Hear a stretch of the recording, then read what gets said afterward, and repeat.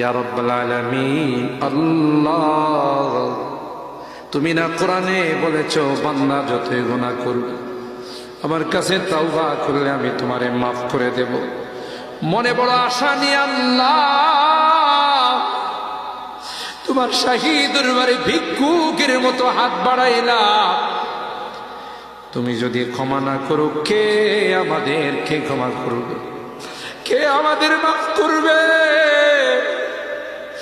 ভিক্ষুকে একজনের কাছে ভিক্ষা না পেলে আরেকজনের কাছে পায়। এক দুয়ার থেকে বিতাড়িত হলে আরেক দুয়ারে যায়।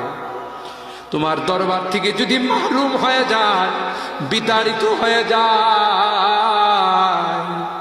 কার কাছে যাব? কে আমাদেরকে ক্ষমা করবে? মালিক রে, কাঙ্গালের মতো হাত বাড়াইলাম।